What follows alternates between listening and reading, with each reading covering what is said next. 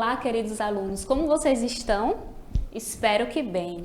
E aí, preparados para mais uma aula de língua portuguesa? Então vamos nessa!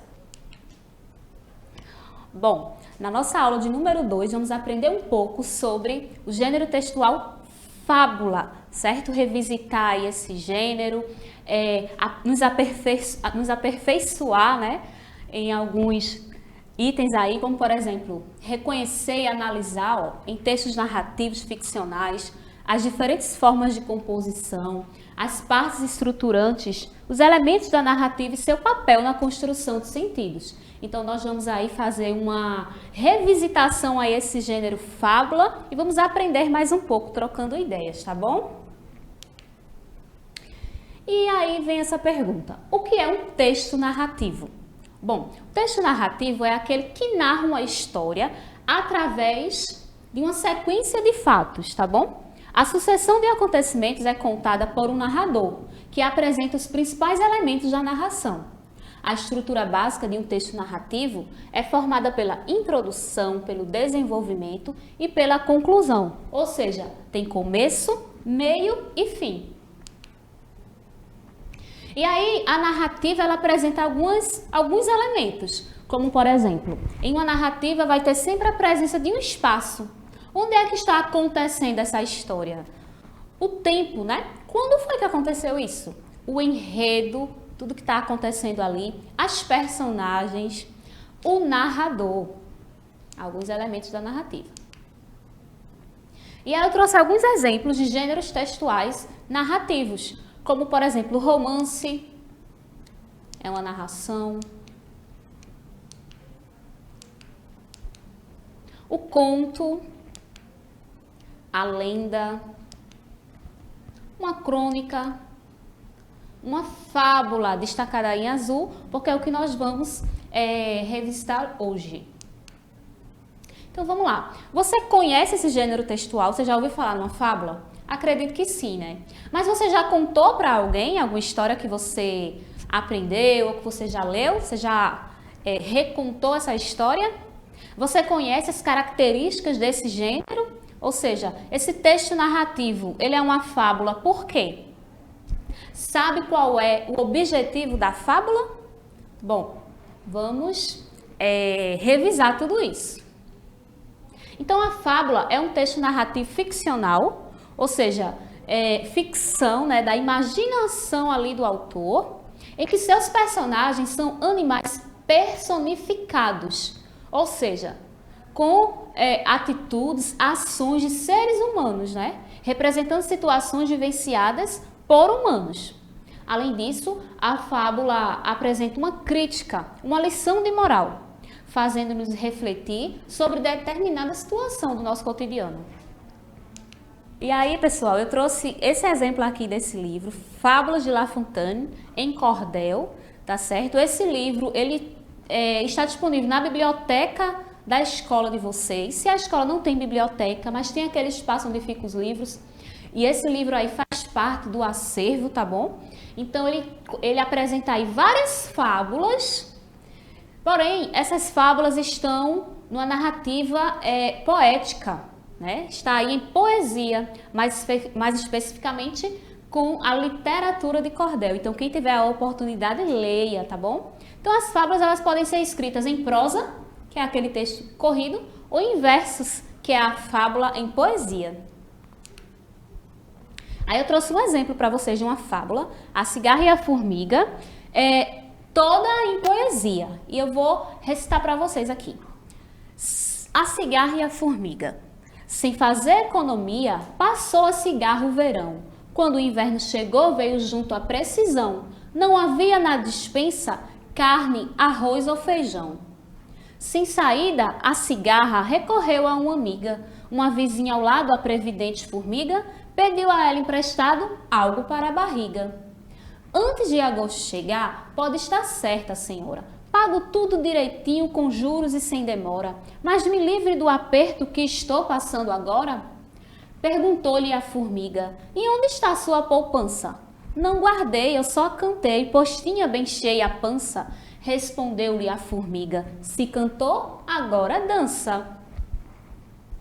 Então aí a gente vê, né, que esse texto narrativo aí é uma fábula, porque tem a presença aí de animais, no caso a cigarra e a formiga, vivendo ali situações propícias, né, ao ser humano, mas sendo representada por animais e com a lição de moral, né, que nós precisamos trabalhar aí para nos manter e não somente estar se divertindo.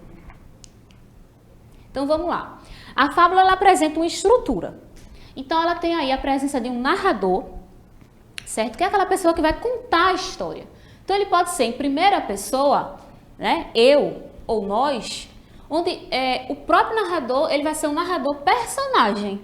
Então eu posso contar algo que aconteceu na minha vida, onde eu também sou a personagem. Então eu vou usar aí a pessoa, né? A primeira pessoa ou a terceira pessoa, no caso, nós. A manifestação de narrador em terceira pessoa costuma ser mais comum. E os personagens, como dito, são animais com comportamentos humanos. Tempo e espaço também faz parte aí. Então, em grande parte das fábulas, o tempo é cronológico.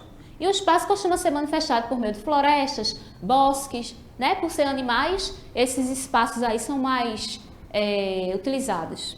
E a moral, a fábula sempre apresenta uma lição de moral. Então, a fábula ela pode ser estruturada em prosa ou em verso, como a gente viu, mas lembre-se, é preciso apresentar uma moral explícita ou implicitamente. Por exemplo, explícita é que está lá, lição de moral no finalzinho, tem a frase lá, lição de moral e a lição.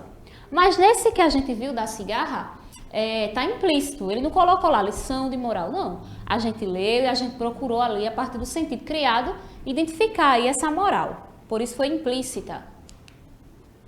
Então vamos lá, trouxe outro exemplo para vocês, agora uma fábula em prosa, tá bom? Chama-se A Raposa e o Corvo, fábula de Esopo aí. Um dia, um corvo estava pousado no galho de uma árvore com um pedaço de queijo no bico, quando passou uma raposa. Vendo o corvo com queijo, a raposa logo começou a matutar um jeito de se apoderar do queijo. Com esta ideia na cabeça, foi para debaixo da árvore, olhou para cima e disse: "Que pássaro magnífico avisto nessa árvore! Que beleza estonteante! Que cores maravilhosas! Será que ele tem uma voz suave para combinar com tanta beleza? Se tiver, não há dúvida de que deve ser proclamado o rei dos pássaros." Ouvindo aquilo, o corvo ficou que era pura vaidade. Para mostrar à raposa que sabia cantar, abriu o bico e soltou um sonoro cró. O queijo veio abaixo, claro, e a raposa abocanhou ligeiro aquela delícia, dizendo: "Olhe, meu senhor, estou vendo que voz o senhor tem, o que não tem é inteligência." Então, a moral foi: cuidado com quem muito elogia. Muito bom, né? Vamos ver agora outra fábula, tá bom? O Leão e o Ratinho. Já ouvindo falar nessa? Então vamos ler novamente. Um leão, cansado de tanto caçar, dormia espichado debaixo da sombra de uma árvore. Vieram os ratinhos passear em cima dele e ele acordou. Todos conseguiram fugir, menos um, que o leão prendeu debaixo da pata. Tanto o ratinho pediu e implorou que o leão desistiu de esmagá-lo e deixou que fosse embora. Algum tempo depois, o leão ficou preso na rede de uns caçadores. Não conseguindo se soltar, fazia a floresta tremer com seus urros de raiva. Nisso apareceu o ratinho e, com seus dentes afiados, roeu as cordas e soltou o leão. Então, a moral, uma boa ação ganha a outra. Então, aí, ó, o leão foi bonzinho com o rato naquele momento e, na outra situação, ele precisou do ratinho. E quem diria, né, um ratinho tão pequenininho precisar de um leão tão...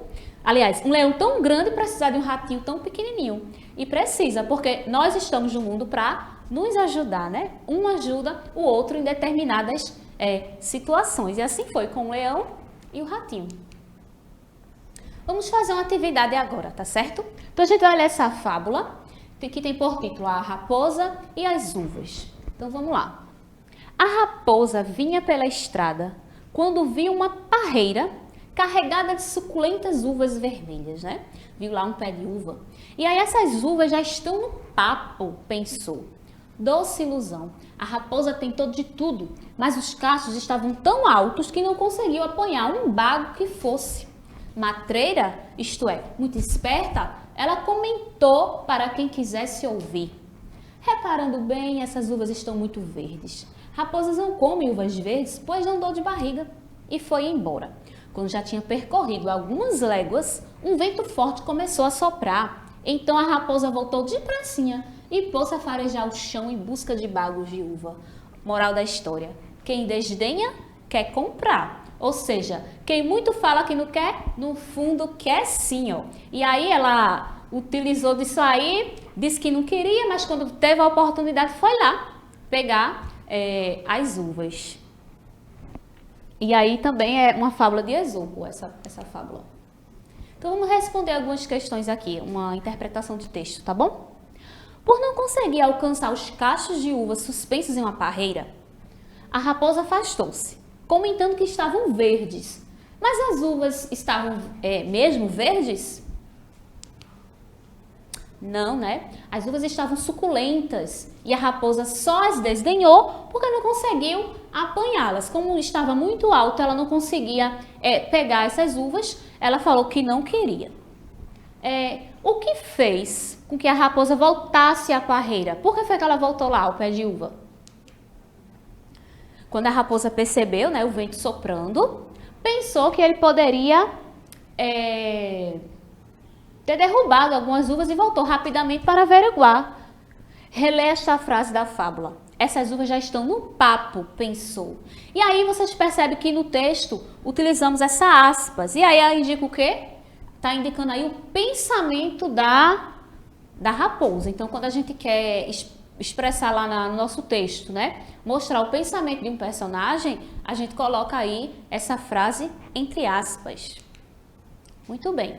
Trouxe também para vocês, pessoal, uma produção textual, onde vocês vão fazer com calma, certo? Em casa. Vão relembrar aí tudo que a gente viu aqui na nossa sala de aula, né? E aí vocês vão produzir uma fábula. Vamos lá. Agora é a sua vez. Escreva uma fábula, levando em consideração tudo o que aprendeu sobre esse gênero. Lembre-se que o texto deve ser curto, os personagens são animais personificados e deve ter uma lição de moral.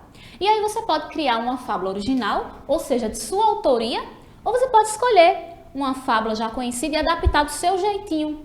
Você pode adaptar fazendo uma poesia, você pode transformar, por exemplo, o Leão e o Ratinho, que nós vimos em prosa. Você pode recontar do seu jeitinho ali, transformando em poesia, certo? Você pode pegar uma poesia e transformar em prosa, você pode criar a sua fábula, a sua lição de moral, certo? O importante é que vocês coloquem a mão na massa e lembrem-se sempre que vocês conseguem, tá certo? E depois eu quero ver, hein, essa produção textual.